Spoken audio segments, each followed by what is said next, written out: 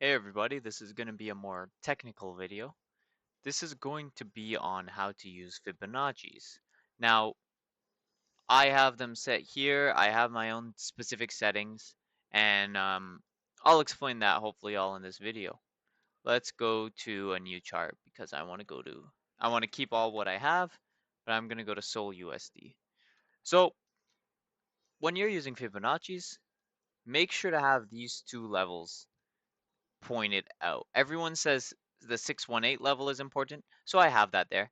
Everyone says the 6.66 level is important, less so than the 618, so definitely focus on the 618 more. Um, 705 and 786 are the most important according to me. Okay, this is what I believe.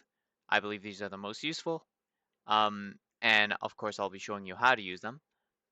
But as of now, focus on 786 and 705. You could double click. Actually, I think you have to go to settings. No, it's the same thing. Okay, if you go to style, you could edit which ones you have. Obviously, I could add 3618, whatever. Make sure you have 0.705, 0.7086, and also 0.618. Those are probably the best ones. So make sure you have those. Now, generally speaking, you want to use these. I wouldn't say it's technically not confirmation bias, but um, additional validation of your claims. You're not using it to take a trade, and you're not using it to um, confirm your beliefs. You're using it to say, okay, that's an added reason as to why I should take this trade. And that's what a lot of your trades should be. It should be, well, this thing makes it bullish, and this thing makes it bullish. Oh, this also makes it bullish. Oh, this also makes it bullish. And once you find, the more things that you find that make it bullish based on your system is obviously what's going to make a good trade or a bad trade. So when I say find out as many things that are bullish based on your system, well, you have to have a system first. So maybe we could go over that really quickly. So for me, I have set things that I look at for every trade, and based on that, I'll take a trade. So if everything is right, I'll probably have a full confidence position in which I'll risk however much money, depending on your portfolio size. It should be probably 2% maximum per trade that you're risking. So if your stop loss hits, you lose 2%. And yeah, you gotta really make sure you have proper risk management. And the things that I look for are, I guess, number one, the chart. Number two is Bitcoin, because Bitcoin's chart is actually very important. Most coins follow Bitcoin. So if Bitcoin's looking bearish, you don't want to take any trades. And I'd say the third thing is probably the outside world. So for example, we have fundamentals. We have this CPI data. I think it is. Yeah, we got inflation rate, core inflation rate. Where are the rate? Yeah, rate decisions. This is important. So we have this coming up on Wednesday. What do you think is going to happen? So Canada actually just decreased their interest rates, and generally speaking, Canada comes before the US when it comes to rates. So in the time when rates were being increased, Canada actually raised their rates first. And Canada has just reduced their rates. So I assume the US will do the same. And because of that, that makes me somewhat bullish. Although I really don't know what will happen, so you got to be careful. Of course, we can have rates stay the same and then it's actually bearish. Maybe everyone is expecting them to already raise already lower the rates, so that would be nice. Um, Nice for if they do, but it's not nice that everyone thinks that already, because then that means the move is already probably priced in. Now, I said I looked at the chart, so that's obviously the trend shifts that I've explained in previous videos. So when you have this, which is a downtrend, and then you have this. You try to pick it up on this. Why? Because you just broke above this high. You created a higher high after you've been in a downtrend, and you have to try to find where it's going to bounce. Hopefully it bounces before here, otherwise this is your invalidation. So stop loss there. Okay? Now, you could see in Solana, right here, let me use the magnet. That was the daily high of the daily trend, which was actually a downtrend. In the larger time frames, the weekly, a massive uptrend. This was an outperformer. Solana was outperforming. Obviously, 59% in 1 week is crazy. And we were in this downtrend. Now we broke above the high here, and then we came down. This was the dip that I was telling you that we should catch when we're in a downtrend. We break above, and you catch it on this dip. This dip is exactly what I was looking at, or thinking of, I should say. Now, how do we catch this dip? Well, first of all, we don't even know that it will bounce. That's just the assumption. The assumption is if it bounces, we'll probably go on an uptrend. And since uptrends continue for a long time, we'll probably continue on the uptrend for a while. Plus, this is an outperformer. And since it's outperforming, it will probably continue to outperform. If it hits our entry and then hits our stop loss, that's perfectly fine. But in the case that it bounces, we want to be able to catch it. Now, one of the ways to find a good spot to buy would be by marking these candles. The lows that are on the left side of your invalidation wick are what you would pay attention to. But as you can see, we didn't really, sorry, I should delete this just to make it less confusing. We didn't really go to the bottom of any wicks. I mean, perhaps, I mean, I guess you could say this one, but that's like a kind of a random wick, and we didn't even touch it. So how would you know where to actually catch the bounce? Well, oftentimes you can use Fibonacci's. So as you can see, we bounced basically exactly at this 705 level and basically exactly at this wick. So it's close enough. You'll almost always find a bottom wick at the 705 or the 786 level on the left side, and you'll almost always find that it either bounces at the 705 or the 786 level. If it breaks below the 786 level, I've rarely seen it come back up. Almost always it just continues down and hits your stop loss. So let's look at another example. This is one right now, Pendle. You mark the wicks at the bottom on the left side. So let's actually mark this one as well. So sorry, when I say the wicks, I mean the lows. The wicks of the lows, okay? And then let's check the Fibonacci's.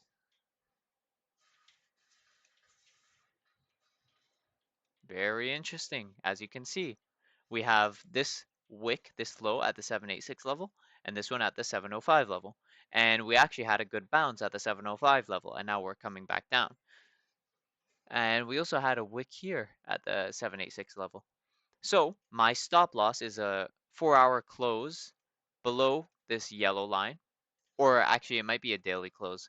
It depends on what happens. I'm bullish going into the news tomorrow, so hopefully it should be fine. Um, but I have a hard stop loss just in case I can't catch it or I'm asleep, for example. I have a hard stop loss under the blue line. That's my for sure invalidation zone. Now let's try to look at another example, just for the heck of it. Let's try to find as many examples. And of course, it's not always going to be accurate. And that's partly why we have examples. Perhaps it's not accurate enough to your liking, and you won't even use Fibonacci's, and that's perfectly fine. I believe they're pretty decently accurate. So let's check this one. Okay, nice. So we got the bounce at the 705 level. We got the wick at the 705 level and the bounce here as well at the 705 level, so that's pretty accurate. Um, we could find loads of these examples. Let's go here to AVAX. I think I remember. Um, oh, let's check here. Let's check here. Also, if you haven't noticed, I am drawing it from the swing low to the swing high. I should have probably explained that, but it's kind of easy to tell anyways. So you have this as the low, and you have this as the high. So, yeah, we got some pretty accurate bounces as well. We have the 786 bounce and the 705 bounce. Now, one thing here is we didn't technically, ideally we would have broken above this high, but technically this is still a resistance that we wanted to break above here, but it's not the best one. Now, you could see though, the Fibonacci's work and it seems to find a random place to bounce. So let's actually go back in the chart. Let's see if we could find other examples. I guess this was a downtrend, so we would have to do the reverse, try to find uptrends that then switch to downtrends. I guess this would be a good example. Let's see this.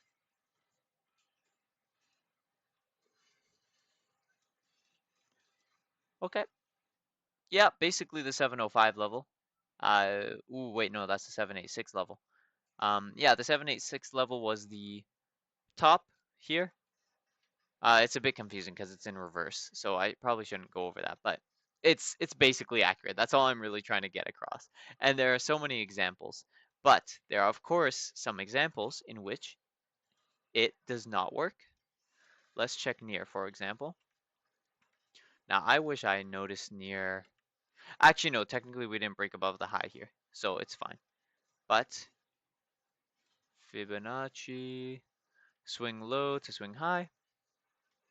Okay, so we actually didn't even enter these zones. I would have expected us to come down. Actually, no, that's the 705 level. Never mind. That's basically 705 level. So it did work in the end. There was Gal. Let's check Gal if this works, because there is a play that I took on Gal. Of course, it was a trend shift, as I love the trend shifts. Very easy plays as a beginner, I guess, and also I guess as anyone. Ooh, this is a good example, I think. I think this is going to be a great example. Beautiful. So the reason why I say beautiful is because here, what happened? We broke above this high. That should signal a trend shift. People will argue we hit the wick above. So yeah, I'll give them that. We only wicked above this high. But we obviously came down, hit the 705 level and the 786 level, and we didn't get any bounce, and we just were continuing the downtrend. So a few things, a few rules that I have put in place when considering trend shifts and using Fibonacci's is if there aren't wicks on the left side that are close to 705 and 786, then you probably don't want to be taking the play.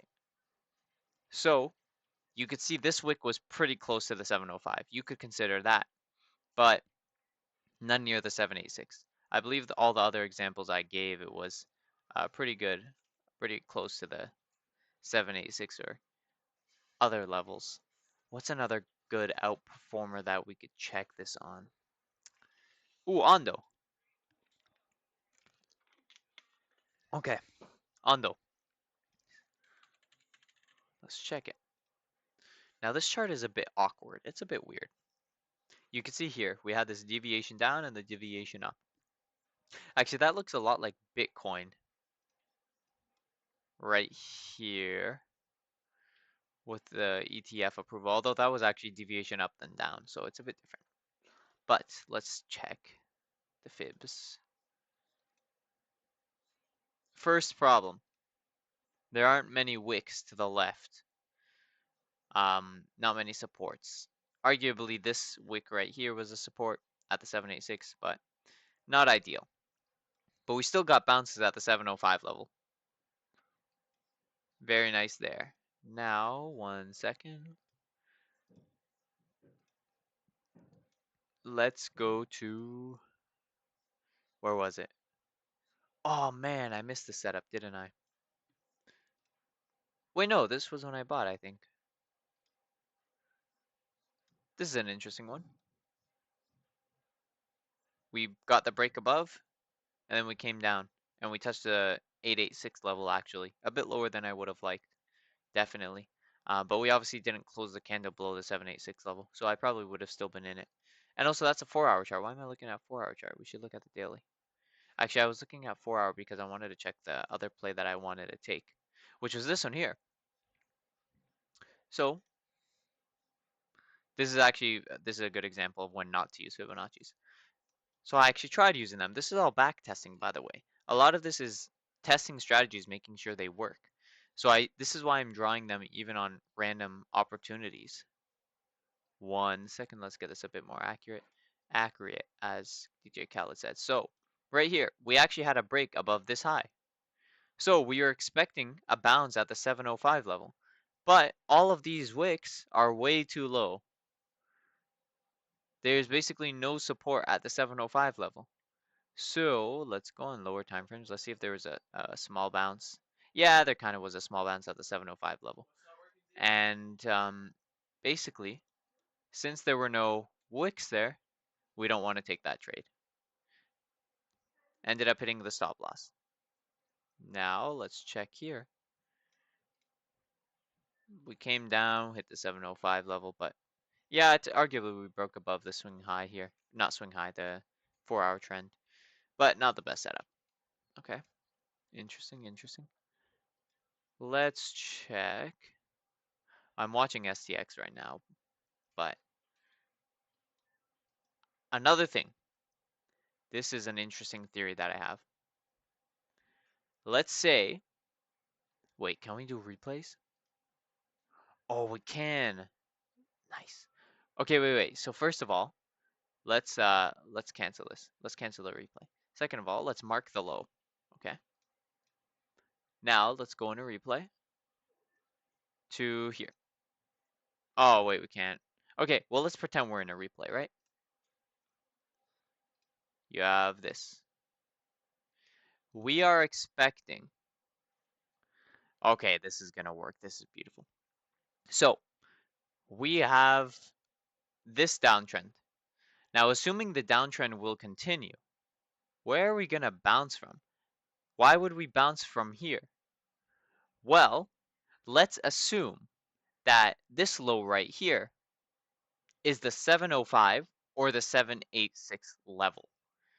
Assuming it's the 705 or 786 level, then we would have, of course, the Fibonacci at the top, and then we would have the Fibonacci line up. Let's say it's the 705 level, we pretend. Well, look at that. We lined it up with the 705 level, and we bounced at the 0.999 level. Let's assume it's the 786 level. Well, that doesn't really work. We didn't bounce at the 0.999 level. But if we make it the 705 level, then it works. So, using this to our knowledge, we could try predicting the bottoms. This has not been back tested enough. Definitely could be just not true. But let's say we wanted to predict the low of Ondo. Now we are outperforming. If Bitcoin goes up, we'll probably break above here, which is this high, which then means we're probably in an uptrend and we're good to continue up. But assuming we continue a downtrend, what can we do to try to predict it? Well, let's line this wick up with the 786 level. That would leave the bottom here. If we leave it with the 705 level, the reason why I'm not doing that is because it's a bit lower and it actually is lower than here. So assuming Ondo continues in its uptrend on the daily chart, then we would have to bounce before this low, which means it would have to be about there. Does this work? As I said, hasn't been back tested enough. Could it work? Potentially. Should you plot it on new charts to see if it works? Yes, because if it does work, then you just found a very good strategy of finding tops or bottoms. bounces in random places. So you could do the same thing. I mean, you could assume that this is a bounce at the 786 level and that we, bounce up and come down eventually and bounce out the 786. No, wait, we'd have to bounce out the 0 level. My bad. 0.999. Just something to think about. Now, I basically just explained a ton. It should have been fairly simple. I think it should have, I think the examples that I gave should have been fine. You guys should really just get those Fibonacci's and start practicing. Just literally start drawing randomly on the charts, Fibonacci's, and see what happens. Oh, you could add text here? That's pretty cool. Okay. 786 level, 705 level. Most important ones, keep an eye out for them.